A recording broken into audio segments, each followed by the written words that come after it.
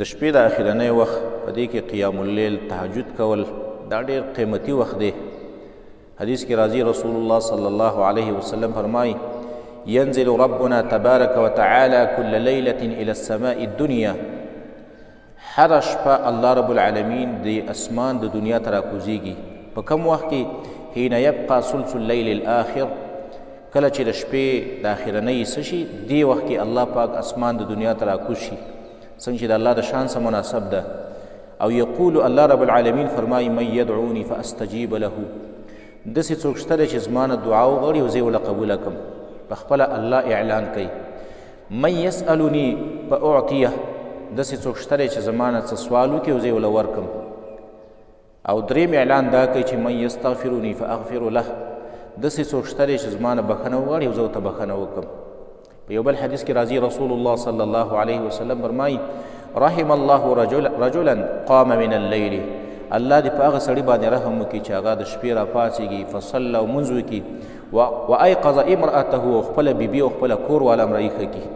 فان ابت، که هغه کور والا یې انکار وکړي چېرې زه نه پاڅېږم، نو نزح فی وجهها الماء، دا خاوند یې راولګي او د هغې په دې مخ باندې اوبه ور واړتئ چې پاڅېږه تهجد وکړه، نوافل وکړه، قیام اللیل وکړه. او رحم الله امرأة، په هغه ښځه باندې هم د الله رحم دی او رحمت دی، الله پرې رحم کوي. قامت من اللیل، چې هغه د شپې راپاڅېږي او فصلت لمونځ وکړي وایقظت زوجها، او خپل خاوند راویښ کړي.